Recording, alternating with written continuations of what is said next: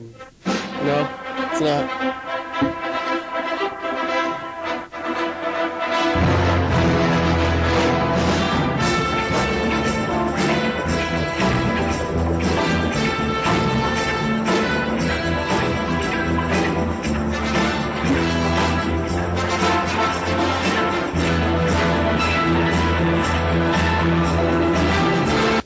Welcome to Week 16, Big Pick 4, the NFL Picks Show, where the gurus, Big Danny D and Buru, the Drunk B,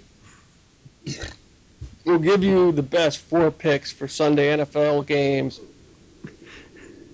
to include the Big Danny D guarantee and Big Brian B guarantee. We will now have the Week 16 Vag of the Week.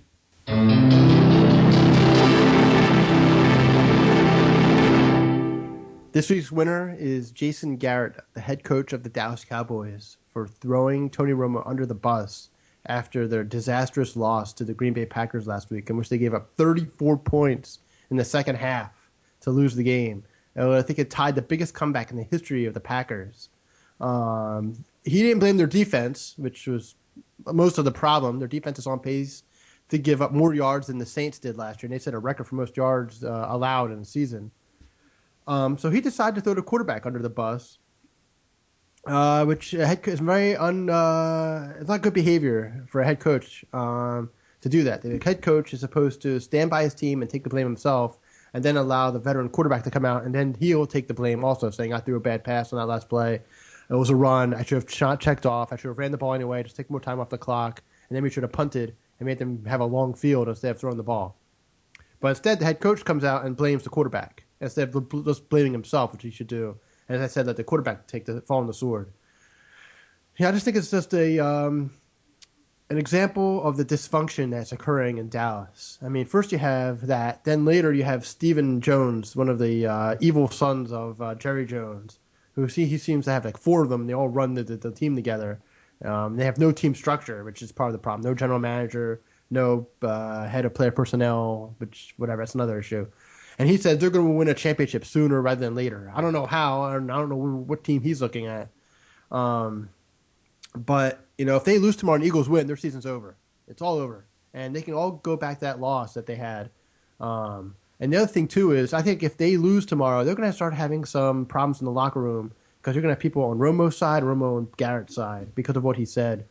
And it could cost him his job. I mean, if they lose and Eagles win, as I said, I wouldn't be surprised if he's fired on Monday. He didn't seem like he really knew how to handle the situation properly. Veteran head coaches like Andy Reid and Bill Belichick and Mike Shanahan and John Fox and these kind of guys have been around for a long time. They would have handled it differently by just taking the blame themselves. But Garrett doesn't seem like to know how to handle it, and I think that's kind of just shows the dysfunction. You need to have stability at the top. You need to have the guy. He needs to have everybody's back, and you can't do that. He just should blame the defense, too, and he didn't do that. He just blamed the quarterback, which is ridiculous. Because defense could have made a play, but they didn't either. So for that reason, and probably for many others, Jason Garrett wins this week. All right, this week our first combined pick is New Orleans versus Carolina. Carolina's favored by 3 points. I believe this is a big revenge game for the Panthers, and I expect them to win by well more than 3 points. The Saints are not a good road team.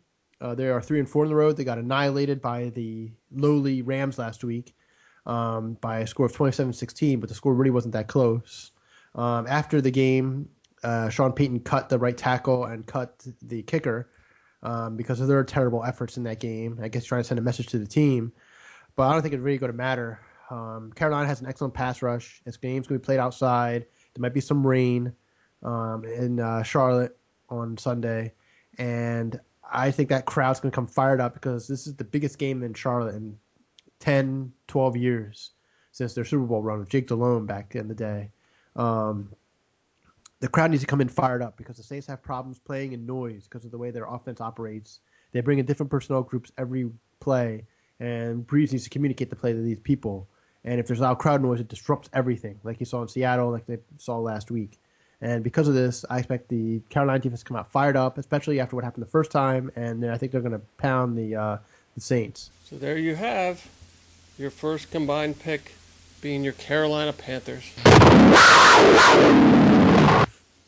We will now have our second combined pick, Week 16. Let's have it. Okay, this is the Scott O'Hearn special. This is the one where you pick the worst team and pick against them. Houston has lost 12 in a row. They stink. The effort stinks. They lost 25-3 last week in a great effort against a terrible Colts defense, which I'll get into later. But Wade Phillips is the coach now. He's going to be fired. They already fired the guy who had the stroke after a terrible effort against the Jaguars. They're horrible, and they have they don't care. They have no effort. They have nothing, no heart. So because of that, I expect the Broncos to destroy them. This is a big game for the Broncos. They have the Chiefs right on their tail. They need to keep winning. They need to keep playing. Welker's not going to play. I don't think it matters. Another couple defensive guys aren't going to play. I don't think it matters. If they get on top early by big, like 14, 21 points, Houston's just going to give up and not care. So, and who knows what kind of crowd they're going to have. The crowd could be pretty dead. So I expect Denver to win in a blowout. This just shouldn't be close. Peyton Manning playing indoors. That's right. It's going to harken back to the old Lucas Oil days. So you will have a win. There you have your combined picks for Week 16. We will now have a word from our sponsor.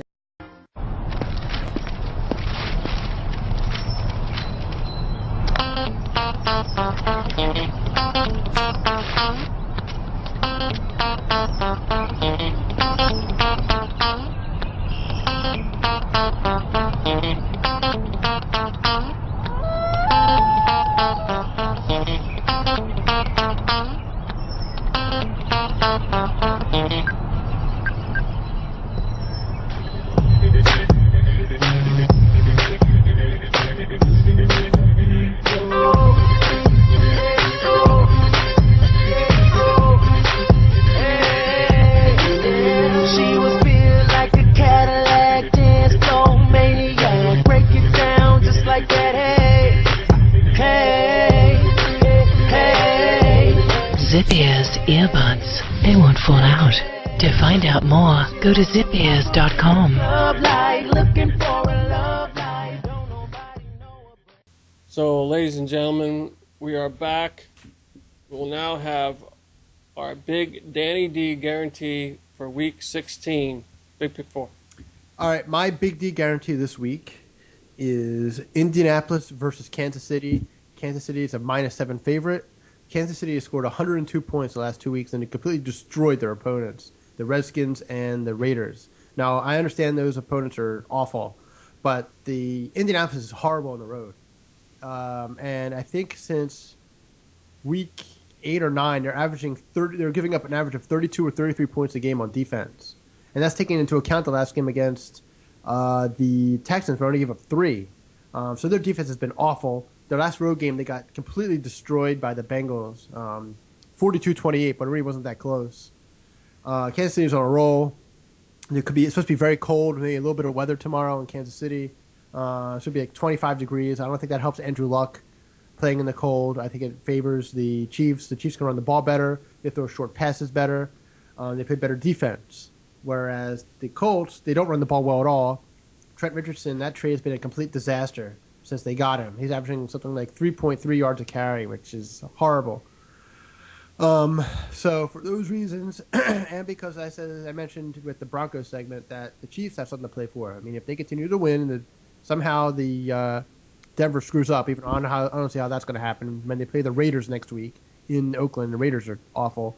They still have a shot at that number 1 seed, so they need to keep playing.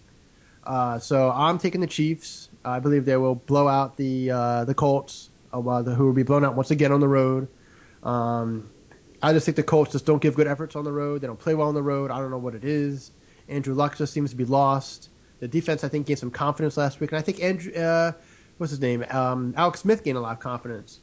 He had one of the greatest games ever as a quarterback last week. And I think it kind of went under the radar here. I think he went 17 for 20 for 287 yards and 4 touchdowns. I don't know how you can do much better than that. That's incredible. And so it was almost completely ignored because of the day that Jamal Charles had when he scored 5 touchdowns last week.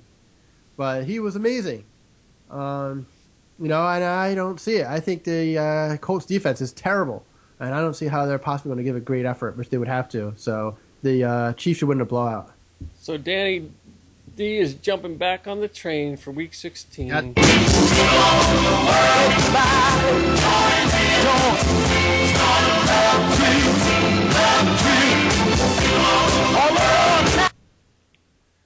will now have the Big B guarantee, Week 16. Yeah, in absentia.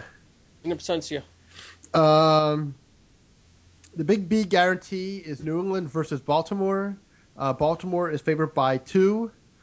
He is taking Baltimore in this game. Baltimore doesn't really do anything particularly well, but somehow they keep winning. I mean, I guess they play decent defense, but their offense isn't great. Their kicker has been fantastic. They have decent special teams, which kind of should go with Harbaugh since he was a former special teams coach. But even with a gimpy Joe Flacco, and even with a Ray Rice who's been horrible this year, I mean, he's been just terrible. They continue to win. And they're good at home. New England did not play particularly well last week against Miami on the road. Their offense has a lot of problems, really, because of all the injuries. They're very small. I think these guys are easier to cover than they used to be. I mean, last year they were just incredible with those 2 tight ends, with Hernandez, the Murderer, and Gronkowski.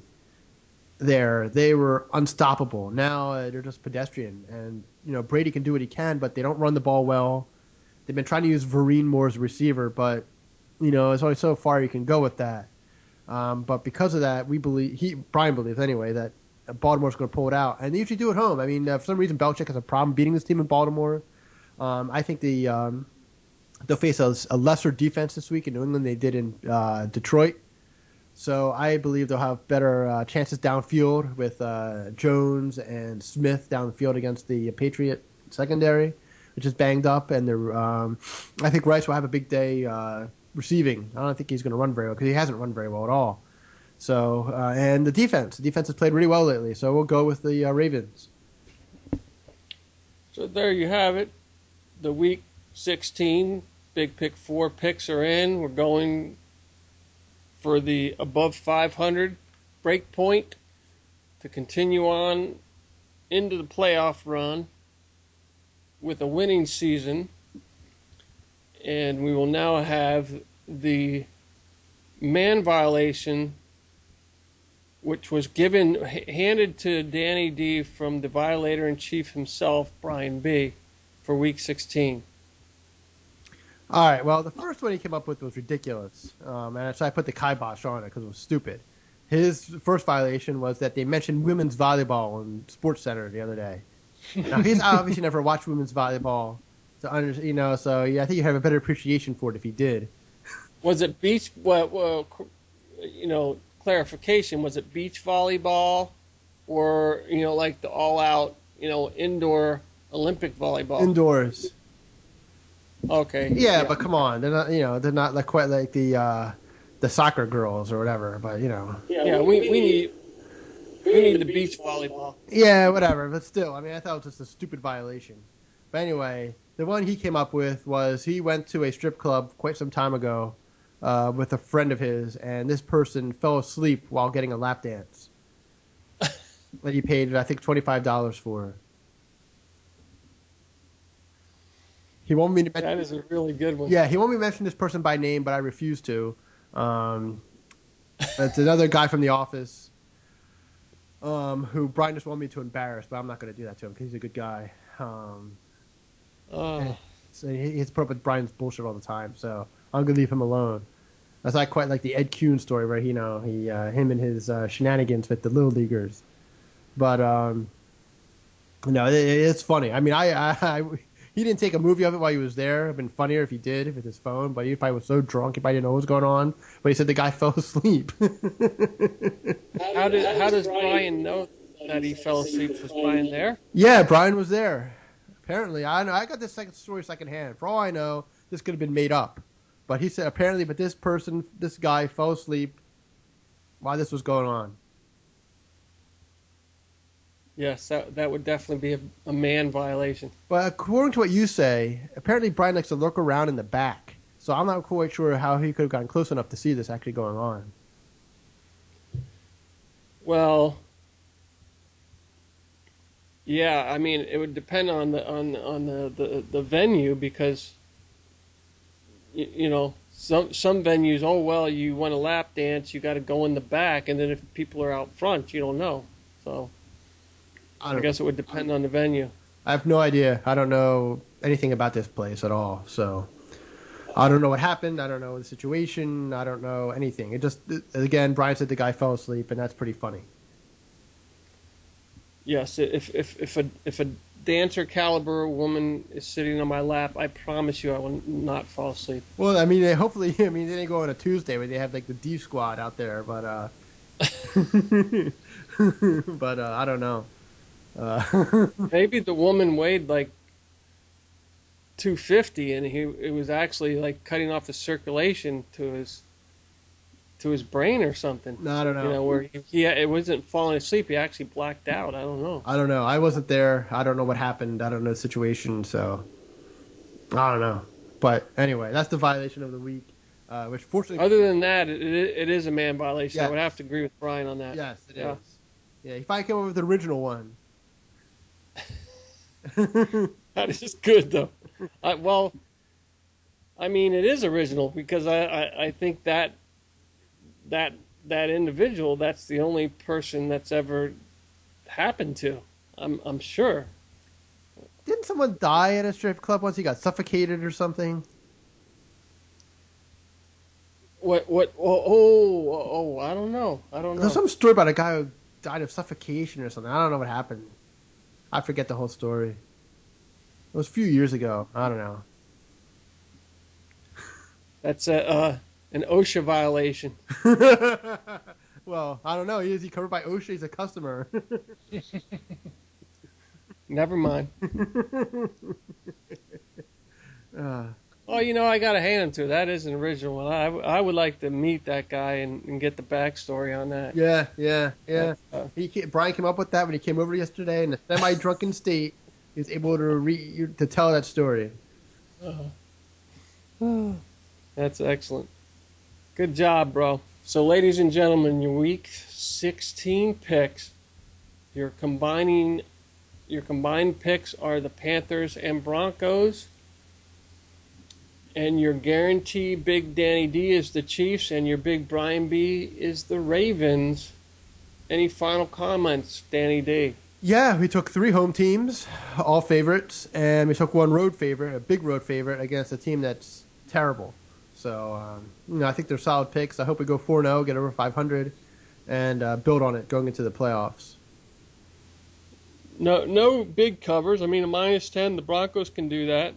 Yeah, we picked a 3 and a 2 also, which shouldn't be that much. I mean, if Baltimore wins by a field goal, we win. Carolina has to win by a touchdown, which I think they're capable of doing. And the other 2 games I expect to be blowouts. I think Denver's going to blow out Houston, and Kansas City's going to blow out Indianapolis. Right. So we're hoping for a 4-0 week. Going 3 out of 4 would put us above 500. 4-0 would put us above 500. Correction. Yeah, remember the math lesson from earlier in the show? Oh, that's right. That's right. So if you do the math, you need 4-0 is going to put this picking team above 500, ladies and gentlemen. And by the way, I saw a guy who I think stole your idea about the fake person with the Salvation Army thing. There was some guy just dressed up in a poncho out in front of the supermarket here with this bell and the little Salvation Army thing. He wasn't wearing a Santa Claus outfit. Was it a red poncho? He at least had a red poncho? No, it was green. All right, well, green. Yeah, I don't know what. That'll work. I don't know. Why was he arrested? He was just... No, he wasn't arrested. He's just there. Yeah, he was...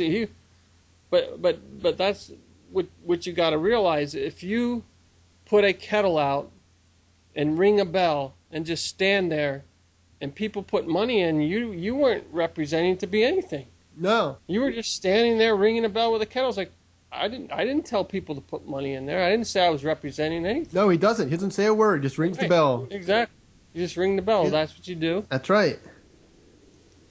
And as always, take the money, go out and place your bets in. Score with Big Pick 4.